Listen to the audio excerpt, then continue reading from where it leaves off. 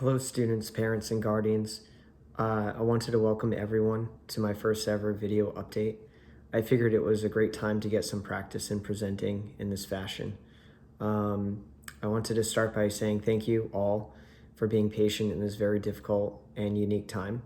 I hope that everyone and their families are staying well and staying healthy. As you know, we'll be doing distance learning for the next 2 weeks or more.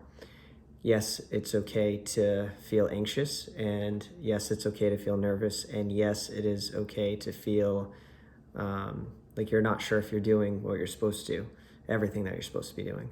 I ask you today to take a breath and relax and do your best. This is new for all of us, and it's a learning curve, and we're going to try to get through it all together. We're building the plane while we're trying to fly it. But desperate times calls for innovation. And if I know anything about NKHS students and families, it's that I'm confident in everyone's ability to adapt. It goes without saying that our students and families can deal with anything put in front of them. I'm happy and proud to work for a district like this one. We are fortunate to have all of the online tools needed to help students and their families foster success during these rare times. So, what are we going to need, and what is this whole teaching thing going to look like? Well, this will look very different by course and by teacher, but I know that my students are prepared for this. For the time being, here's the game plan. I will continue to share resources and notes packets with everyone through Google Classroom. And I'll make YouTube videos to supplement each lesson. You do not have to print out the packet. However, if you don't, you'll need some scrap paper so that you can follow along and write everything down that I'm presenting in the YouTube video. You do not need to watch the entire video if you understand what you're doing, but you should watch most of the video to ensure you have accuracy. These are just used to supplement your learning. Each lesson has a correlated assignment like usual, all the way to the right of the assignment sheet. It is recommended that you complete this assignment, although I won't be checking it. It is good extra practice, especially for the test, because the test will be a little bit more rigorous than the IXL assignments that you'll be doing, that I will be checking. So my YouTube videos will cover this content as well, the regular assignments we normally do, if I feel it necessary to go that far with the content. Again, that's the part you can kind of skip over if you know what you're doing. I just want to make sure I provide everyone with the information that they need to meet all students' needs. So what will you be responsible for, and what will you be graded on? You'll be responsible for completing IXL assignments, and these assignments can be found in the newly revised assignment sheet. You'll notice a new column. Our first one starts off with, for geometry, for instance, circles.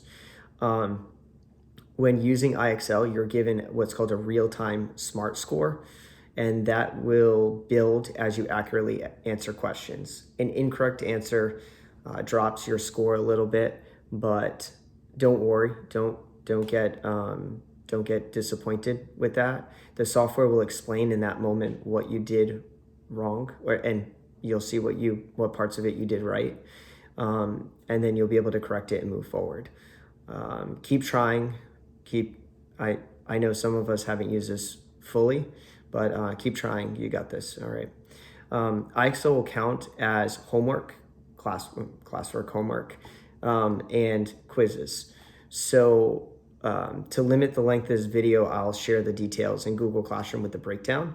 But the good news is that it's easy to get a 100 in all of these assignments, as IXL focuses on practicing skills to give everyone the opportunity, and it allows everyone the opportunity to get 100. You just keep working to the 100, and then once you're there, you're good. It means that you've mastered it, the content. Next, I have to emphasize the summative assessments. Right now, that makes up the other half of our quarter grades.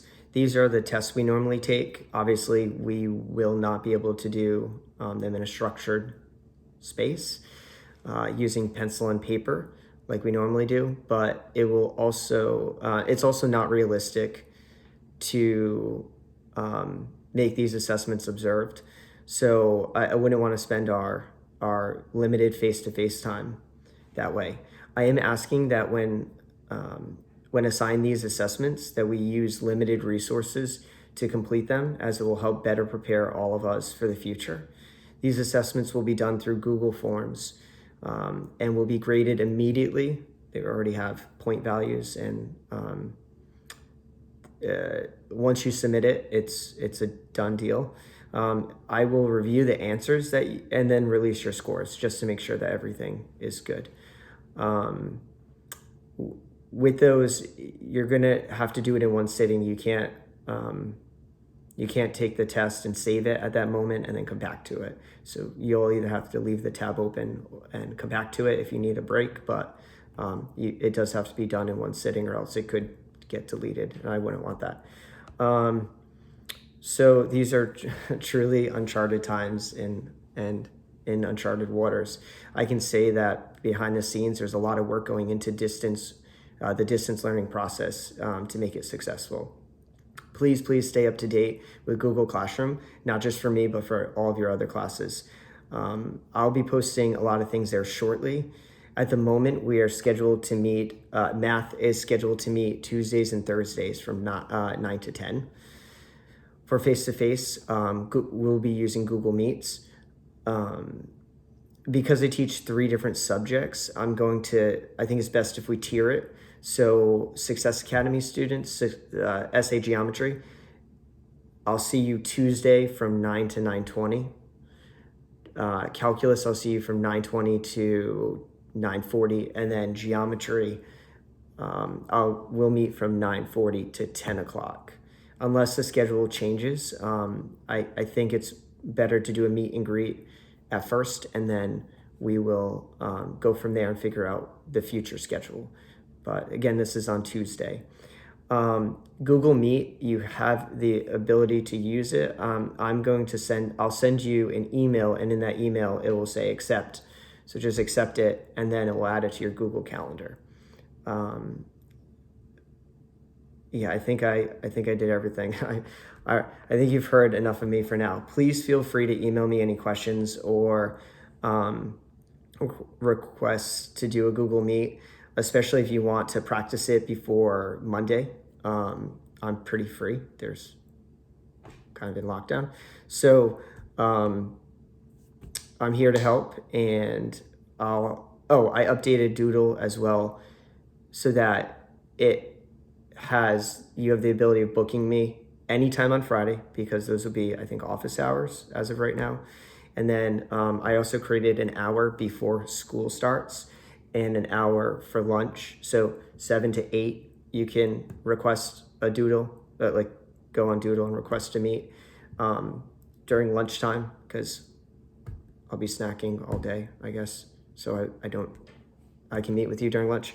And then I'll do an hour after the school day ends too, to meet. So you'll see that updated on Doodle.